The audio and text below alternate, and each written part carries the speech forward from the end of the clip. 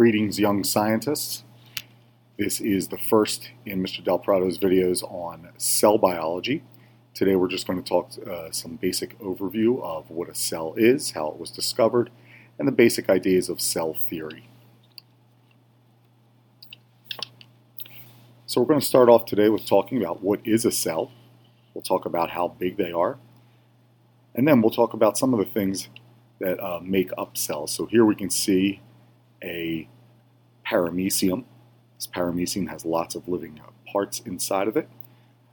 You can see some of the movement. You can see that it's clearly in a liquid, and we'll talk about that as we move along. So, in the times that we discovered cells, first in 1665, there have essentially been three things that we have always found true of cells since we've been studying them. So the first person that we credit with discovering cells was Robert Hooke. He looked at cork cells underneath the microscope. Cork is actually made from a tree called a cork tree. He was able to look at those underneath the microscope, and the cells that he saw reminded him of the cells that monks lived in, and that's where he first coined the phrase cells. Anton van Leeuwenhoek looked at living cells under the microscope. He called these cells animalcules, but we give him credit for looking at the first living cells under the microscope. Matthias Schleiden was able to look at plant cells under the microscope, and he was the one to be able to see that these cells had, they were essentially separate from one another, and that each one of these cells had roughly the same parts inside of it. I think you can take a look and see some of those green plant cells over to your right on the screen right now. Theodor Schwann looked at animal cells, and he was able to figure out that all animals were also made of cells. And again, we see these repeating units that have much of the same machinery in them when we look at animal cells. And Rudolf Virchow, he's the scientist who was able to figure out that all cells came from pre-existing cells. That is, cells did not simply just appear out of nowhere, that all cells came from pre-existing cells. Now, if you wanted to know where the first cell came from, well, when we get into our evolution unit and we talk about the evidence, the first evidence of life here on this planet, we'll talk about where the first cell actually came from. So, in studying cells since 1665, scientists have come up with three facts, essentially, that are always true when we discover or when we study cells. One is that every living thing is made of cells. So a blade of grass, a banana slug, and even you are made of cells. There is nothing smaller than a cell that is alive. So the cell is the basic unit of life. One thing to remember there is sometimes students will say, well, what about an atom? Well, remember, atoms are smaller than cells, but atoms are not living things. So iron, sodium, potassium, bromine, these are indeed smaller than cells, but they are not living things.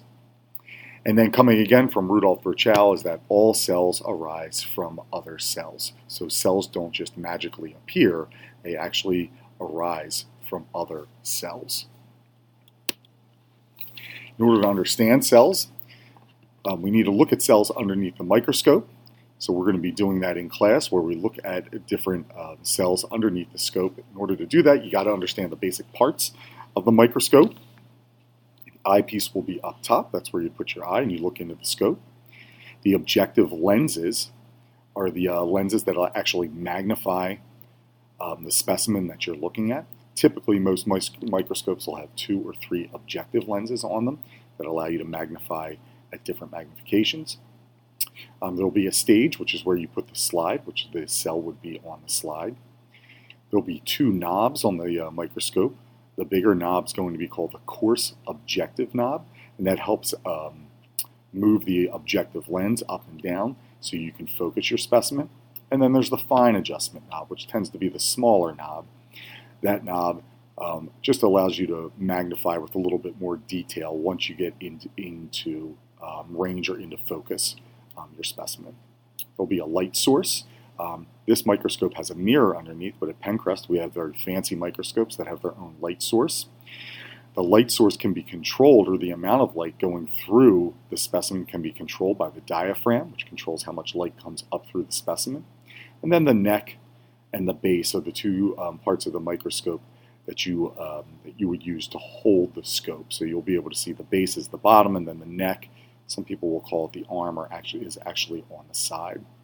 One important thing to note is that when we magnify a specimen, there is a magnification in the eyepiece, and then there's a magnification in the objective lens.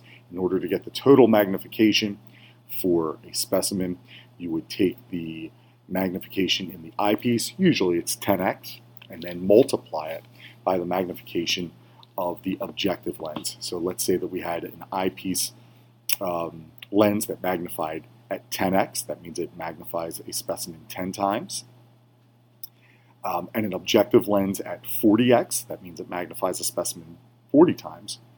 If you were to look through both of those lenses at the same time, it would actually magnify a specimen 400 times. And in fact, that is the highest magnification that we have here at Pencrest. Our microscopes can magnify at a maximum of 400 times, which is plenty, has much magnification to see many of the specimens that we're going to look at this year. Resolution is just the ability of a microscope to discriminate between 2 points. Another way to think about that is just how clear the microscope is and how you're able to differentiate between one point and another point.